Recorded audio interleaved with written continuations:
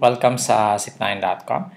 This video tutuloy natin yung ating series on multiplication of fractions. No? Sa previous video, ang pinag-aralan natin is paano ba mag-multiply ng proper at improper fractions. Dito sa video na to, ang pag-aaralan natin is lahat na proper, improper, whole number, at mixed fractions. No? So tignan natin yung unang example. Number 1, 2 times 3/7. Sa previous video, sabi natin, pag nag-multiply tayo ng fraction, ang gawin natin is just to multiply the numerator and then multiply the denominator. Yun yung product nun, magiging numerator tsaka denominator ng sagot natin. No? So, here we have a whole number.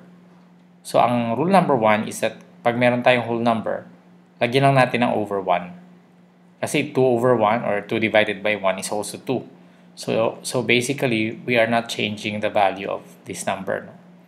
2/1 is equal to 2, so okay lang yan.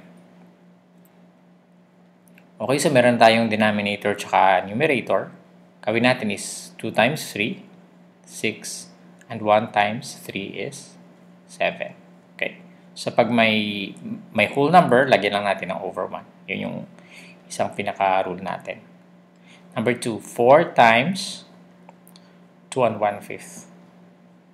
Yung pangalawang rule, pag meron tayong mixed fraction, ang gawin natin is, gagawin natin siyang improper. No? So, 2 and 1/5, paano nga ulit yung ginagawang improper?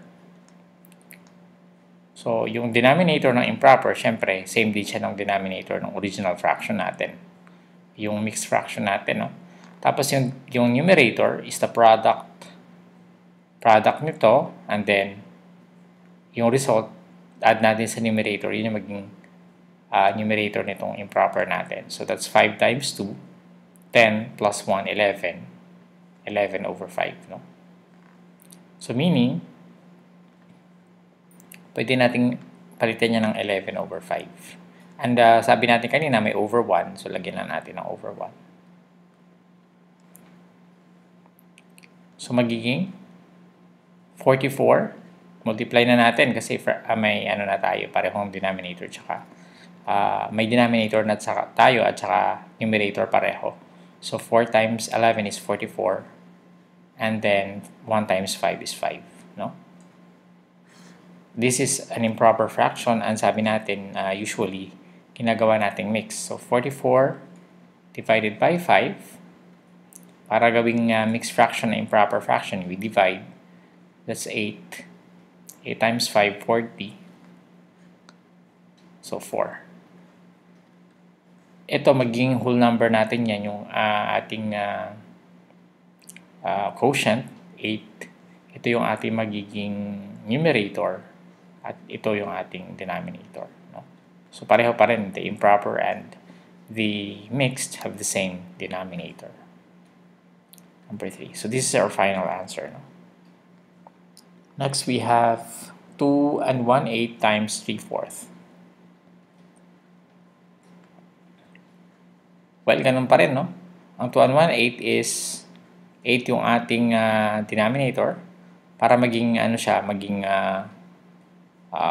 mixed, we have 8 times 2. Sorry, para maging improper, 8 times 2, 16, plus 1, 17. No? Times 3/4. So that becomes, ilan to? That's 51. Tama? Over 32. No? So this is improper. Again, 51 divided by 32. That's just 1. 32, that's 9. 19. So 1, yung ating quotient is the whole number. The numerator here. And the denominator here. 1 and 19/32. Okay? Let's have number 4. Okay, basta ang rule lang, pag may nakita tayong improper, pag may nakita tayong mixed, gawin na muna natin improper bago tayo mag-multiply. Number 4, we have 2 and 1/4 times 3 and 1/5. So para improper, gawin natin mix. 4 yung denominator, so 4 din dito. And then for the numerator, 4 times 2, that's 8 plus 1, 9. And then, ito, 5 yung denominator. 5 times 3, 15 plus 1, 16. Tama? So, equals something over 20. No? So, what is 16 times 9? That's 54 carry 5. That's 144. No? So, 144 over 20, or which is equal to, yan na natin ulit. Balik natin siya sa mixed fraction. So, 144 over 20, ilan yan? 7. 7 times 20 is 140. That's 4. 7 and 4 over 20. Maalala yung sinabi natin kanina, ito yung whole number, ito yung numerator, tsaka ito yung denominator. No? 20. Again, hindi pa tayo tapos. Bakit? Kasi yung 4 over 20 ay hindi pa siya lowest terms.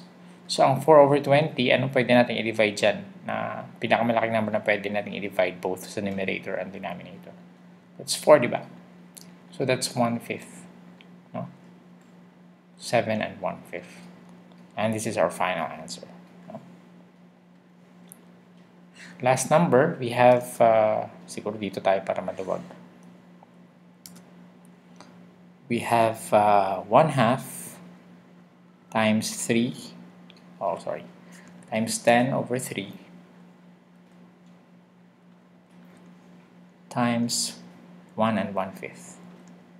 Okay, so meron tayong isang improper, gawin na natin siyang, meron tayong isang mixed, ano ba yan? Mixed, gagawin natin siyang improper.